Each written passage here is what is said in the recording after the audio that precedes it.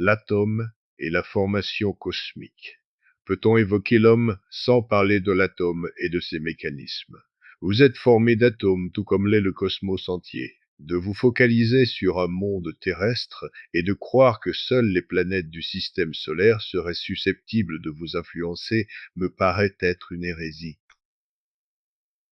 Je ne ferai ici aucune grande démonstration technique ou scientifique. Je décrirai pourtant les bases de ce que je perçois de cette réalité atomique afin de vous permettre, à la suite de ce chapitre, d'avoir en permanence présent à l'esprit que tout est tout, et qu'il est plus facile de comprendre un concept par le biais de l'échelle qui nous intéresse et qui est à notre portée pour comprendre, puis d'extrapoler ces perceptions à tout ce qui existe, donc à vous-même, en tant que corps biologique, d'esprit terrestre, de conscience cosmique ou d'atome originel.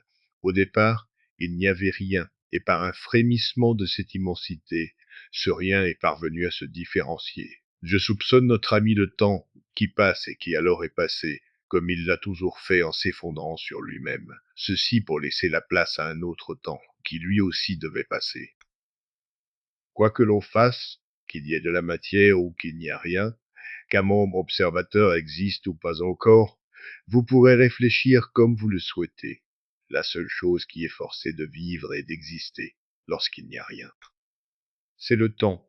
Et ce temps s'écoule, et ce temps passe.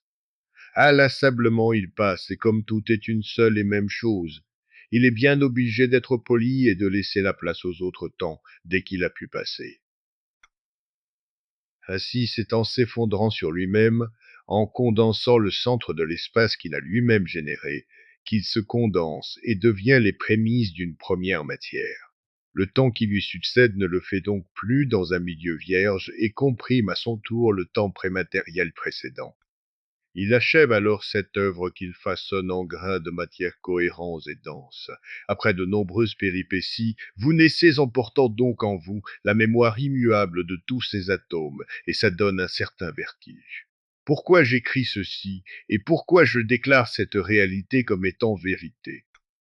Simplement, tout comme je l'ai proposé dans le premier chapitre, je compte réhabiliter tout processus, et, comme nous le savons tous deux, notre conscience qui interfère dans l'atome, peut-être serait-elle destructrice plutôt que créatrice.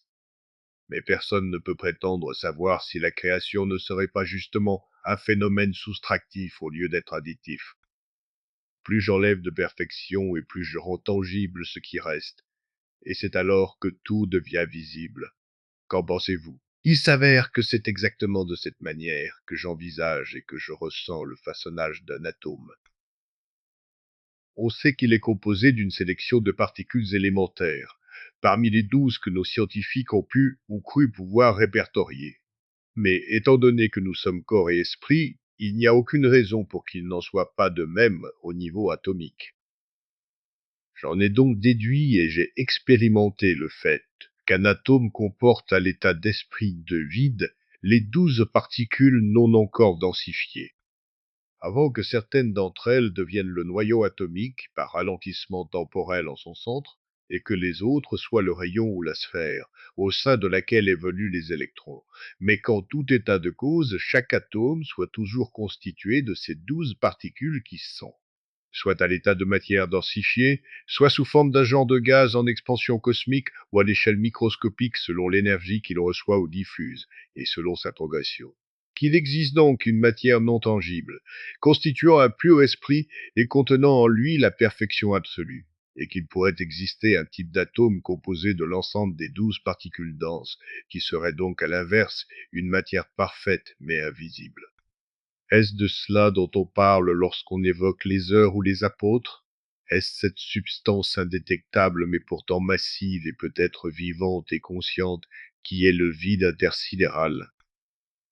C'est ce que je crois et ce que j'ai su au cours d'événements particuliers de ma vie, lorsque, par exemple, en état total de réveil et d'action, j'ai perçu et vécu la réalité matérielle d'être tout ce qui m'entoure, et ceci jusqu'aux planètes et soleils lointains. J'étais à la fois un humain tout à fait standard, libre d'effectuer tout geste et de mener toute réflexion, et un être physique de nature cosmique, reprenant en lui tout ce qui pouvait être un atome et sa vibration. J'étais devenu mon véhicule, la bordure de trottoir, le passant qui passe, son attaché case, le lampadaire au coin de la rue, toutes les planètes et par extension tout ce qui remplissait le cosmos entier. J'étais conscient de qui j'étais et des impératifs.